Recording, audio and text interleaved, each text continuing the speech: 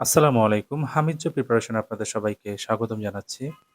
আপনারা যারা সামনে খাদ্য অধিদপ্তরের যে পরীক্ষা আছে, যারা আপনারা সেই প্রস্তুতি নিচ্ছেন, তো সিলেবাস ওয়াইজ যদি আপনারা পড়াশোনা করেন তাহলে জিনিসটা আরো সহজতর হয়ে যাবে আপনাদের জন্য। তো সেক্ষেত্রে সবচেয়ে গুরুত্বপূর্ণ বিষয় হচ্ছে অবশ্যই আগে বিগত সালেরগুলো দেখে আপনারা একটা ধারণা নিতে পারেন। তাছাড়াও আজকে আমি আলোচনা করব এর সিলেবাস নিয়ে। মোটামুটি প্রতিটা পদের জন্যই হচ্ছে আ সেইম সিলেবাস, অর্থাৎ বাংলাতে এবং ইংরেজিতে, গণিত এবং সাধারণ জ্ঞান এগুলোতে হচ্ছে একই রকম নাম্বার আরকি। একই নাম্বারে আপনার পরীক্ষাগুলো হয়ে থাকে। অর্থাৎ ১০০ মার্কের পরীক্ষা হয় লিখিতর জন্য এবং মৌখিকের জন্য থাকে ১০ নাম্বার। তো আসুন আমরা সরাসরি আজকে বাংলা সিলেবাস যেটা আছে, আমি পর্যায়ক্রমে বাংলা, ইংরেজি, গণিত এবং আ সাধারণ জ্ঞান এগুলোর ভিডিও এক করে ছাড়বো। তো আজকে আমি বাংলা নিয়ে আলোচনা করব। তো আসুন আমরা সিলেবাসটা দেখি। সো সিলেবাসের আজকে ১ম অংশ হচ্ছে বাংলা থেকে আমরা আলোচনা করব। বাংলা মোট হচ্ছে ৩০ নাম্বারের পরীক্ষা হবে। তো সেক্ষেত্রে ব্যাকরণে থাকবে ২০ মার্ক এবং বাংলা সাহিত্য সেখান থেকে থাকবে ১০ মার্ক।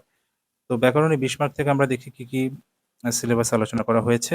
তো এখান থেকে আমরা দেখতে পাচ্ছি সন্ধি আছে, উপসর্গ, বিপরীত শব্দ, বাগধারা, প্রবাদ ও প্রবচন, সমার্থক শব্দ, কারক বিভক্তি, বানান শুদ্ধিকরণ, এক কথায় প্রকাশ, যুক্তবর্ণ, ধ্বনি, বর্ণ, সমাস, বাক্য, শব্দ এবং পদ।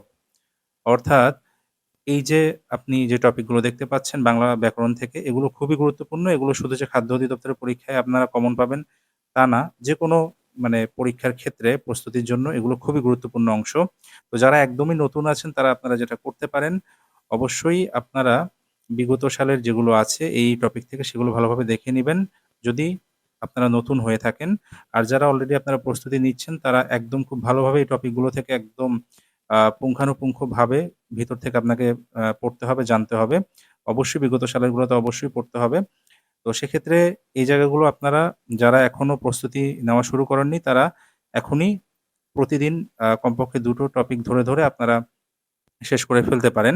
তো সেক্ষেত্রে আশা করি এটা আপনাদের জন্য প্রস্তুতিটা অনেকটাই এগিয়ে যাবে।